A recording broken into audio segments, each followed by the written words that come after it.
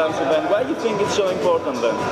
It's over here where the whole world comes together.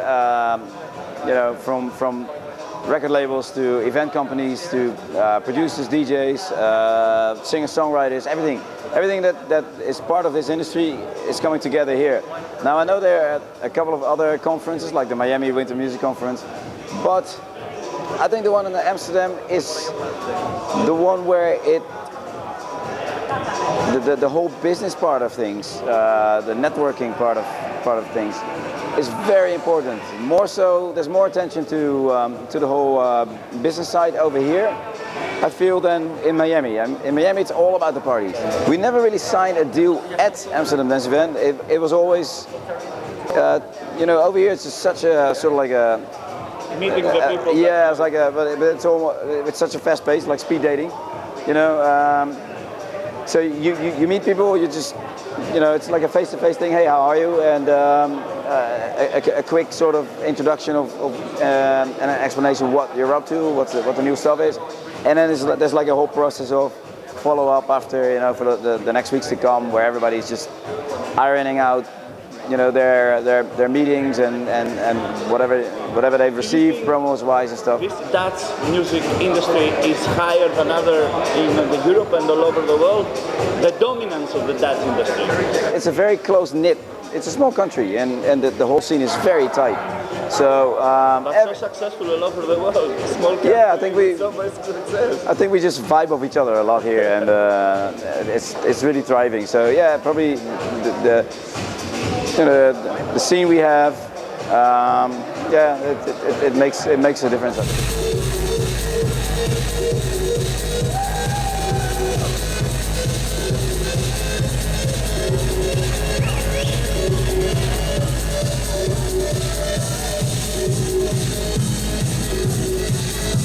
Amsterdam Dance Event, you introduced your full-on Ferry project. Yeah. And yesterday you had your wonderful sets along with great friends of yours. Yeah. How was your set then, and how was the reaction of the people? It's great. I mean, the lineup was very diverse. Sied van Riel, Chicane live, Showtek, which is like straight into it. Then myself, Bassjackers, and Aly and Fila. So it's really diverse. And the whole point of Full On is blending all those styles together with back-to-backs. You know, I play back-to-back with everyone, and everyone has their own set. But it makes the night really interesting to go from a house set straight into a trance set and back again, without any sort of, you know, disruption of a good flow. So that's the whole point, and the fun of playing back-to-back. The fun of having almost like an old school jam session again with your friends. And I think what do you think also about the new venue? That the Undercurrent, it's like a floating platform. I wouldn't want to call it a boat, but it's like a floating dock. So it's underwater, which is really cool. It's a brand new location in Amsterdam. It's not too big, but it's a good sized venue. And you work also with UDC? We started Full On Ferry a couple of years ago together, and we dubbed it into Full On right now. So basically, when we do that in Holland, we team up with UDC. Do you have other dates confirmed? We've been doing it the whole year already. We had a big Ibiza season. Just came off an Australia tour with 6 days. So it's continuous, and I have still a few more this year. I know Helsinki and Prague, and there's 2 more in there, I think. When a promoter gets a full-on Ferry event, what he's gonna get? He's gonna get that lineup, but the eye catcher also of Full On is a big production that we bring in. It's like an LED cube, you know. It's with the content, the visuals that are displayed on that cube, it's all mapped out, so you can do some crazy stuff with it. It's almost like this whole 3D environment around the DJ, in front of him, back in the back of it, is really coming to life, and it really is sort of the eye catcher on stage. So your new track with Markus is like Stella. You put your hands on the jam and spoon classic, eh? Yeah. What was that idea?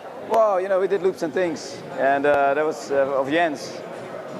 which was a big record for both of us at the time, you know, a big influence. And Stella was one of those as well. So we sometimes sit together and we talk about old music, and then all of a sudden one of us says like, oh, this track, and we both feel like, oh, we gotta make a remake. Is it easy to get the rights then to make the cover? It's a cover, so you know, as long as the original artists get their copyrights paid, you know, it's over here in Holland it's not a problem. So you can cover it here. Yeah. Let's finish off about your compilation. Once Upon a Night is actually cool. I'm working on Volume 3 right now. We got loads of great tracks. A couple of bigger names this time. Markus is on there, Des Berlin, but also a lot of new names. You know, it's going from house to, but a trancey variation of house to the more trancey stuff without going really banging. So it's a nice CD for in the, you know, pre-party at home or in the car, and and I'm really excited to working on it because it's all blending. It's not just a record after record. It's blending. Some of the elements that you hear early in the CD are coming back later in later tracks as well again. So it's a real sort of piece of music, really. Thank you very much, Ferry, for this. All right, man. Thank you.